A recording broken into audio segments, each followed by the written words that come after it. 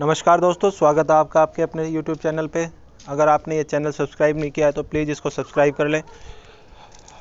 दोस्तों, ये जो है रेलवे ने नया सर्कुलर जारी किया है किसके रिगार्डिंग, तो आप देख सकते हैं कि introduction of exam schedule for CBT 1 and introduction of CBT 2। तो लोगों में भारी क्या कहते हैं कि गुस्सा है।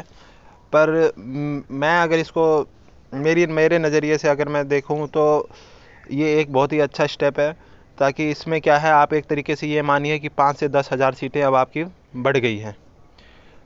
5 से 10 हज़ार सीटें, जी हाँ, बढ़ गई हैं। क्योंकि कोई भी एग्ज़ाम होता है तो उसमें क्या है, धांधली जो है वो होती ही है। और धांधली ये नहीं है कि किसी आप जो एग्ज़ाम कंडक्ट जो करा रही है एजेंसी RRB की तरफ से, इसके थ्रू नहीं होती, बल्कि जो इसमें धांधली होती है वो एक, जैसे आप जिस सेंटर पे जाते हैं वो सेंटर के अपने लेवल पे जो है वो धांधली कराता है। क्योंकि उसे भी पता है कि भाई एक ही पेपर होना है और उसमें होते ही उसके बाद उसका सिलेक्शन होना ही है। तो वो एक तरीके से इसमें जो है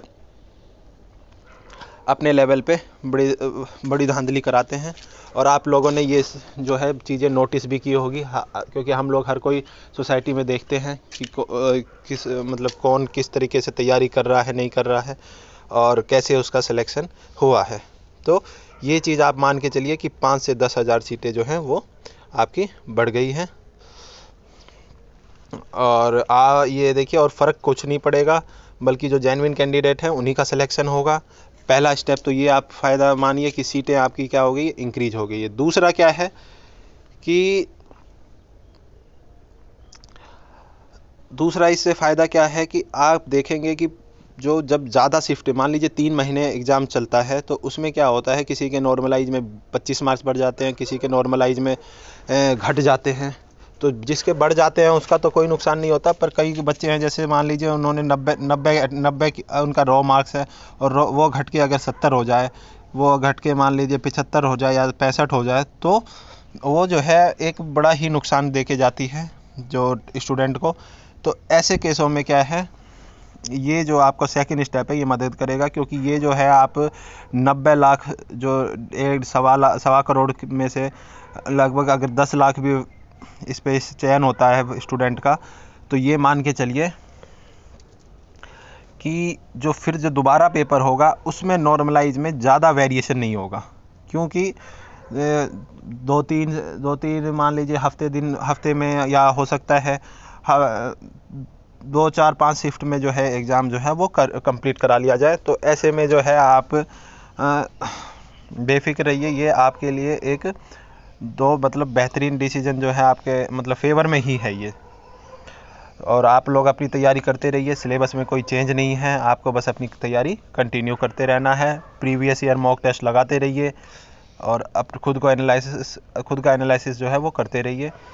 और एक सेट मार्क, मतलब एक क्लास के जरिए कि 80 से एबव जो है आपके रो मार्क्स होने चाहिए, और 80 से एबव रो मार्क्स हों। और परसेंटाइल हमेशा रखिए कि हमें 95 परसेंटाइल हमेशा उसमें रखिए। पर रो मार्क्स 80+ भी हैं तो आप अपने को ये मानिए कि मेरी तैयारी बेहतर है। अगर उससे कम आ रहे हैं तो आप अपनी जो टॉपिक आपका गलत हो रहा है उस पर फोकस करें।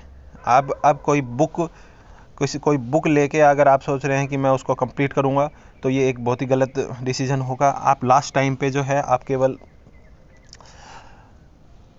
टॉपिक से, जो भी आपके मॉक टेस्ट में गलत हो रहे हैं, आप उससे जो है वो बुक में जाइए और वो टॉपिक जो है अपना क्लियर करिए, ताकि नेक्स्ट बार जो वो क्वेश्चन आए तो आपका गलत नहीं होना चाहिए। ऐसे में जो है कि आप देखेंगे कि आपकी जो है इम्प्रूवमेंट बहुत ही रफ्तार से होगा। ठीक है, और ये हो गया। और आप मतलब अपने जो शेयर करिए अपने जो मार्क्स हैं वो कम, मतलब कहीं पे भी दोस्तों के साथ से शेयर करिए। तो उससे क्या होगा कि एक कंपटीशन की जो भावना है वो आपके अंदर आएगी और आपको मोटिवेशन जो है वो बना रहेगा। तो आपस में जो है आप अपने मार्क्स जो है मॉक टेस्ट के वो शेयर करिए।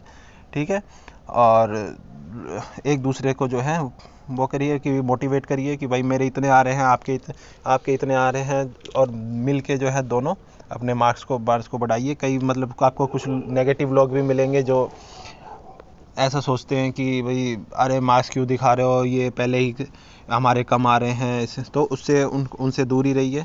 अपने मार्क्स जो हैं इधर उधर ग्रुप में शेयर करिए, और उस पर जो है अगर कोई सजेशन है तो उसको अपना इम्प्लीमेंट करिए, और तैयारी जो है अपनी पूरी ज़ोर शोर से करते रहिए। और प्रोसेस जहाँ तक रही बात होने की, तो प्रोसेस होने में कभी ऐसा भी हो, अगर 1 साल के अंदर अंदर भी बहुत बार प्रोसेस हो गया, जैसे आप पिछली भर्ती देखेंगे वो बहुत ही जल्दी हो गई थी, तो प्रोसेस का कुछ नहीं है। कभी बहुत या तो 2-3 साल नहीं लगता, और आपने देखा होगा कई एग्ज़ाम जो है 3 साल तक कुछ नहीं होता, और 1 साल लास्ट 1 साल में तुरंत जो है भर्ती हो जाती है, नौकरी दे दी जाती है। तो अपनी तैयारी करते रहिए। जब इतना समय दे दिया है तो लास्ट में आके आपको गलत दिशा में नहीं जाना है। चलिए दोस्तों, मिलते हैं नेक्स्ट वीडियो में। और अगर आपकी कोई क्वेरी हो तो आप ज़रूर कमेंट सेक्शन में लिखें।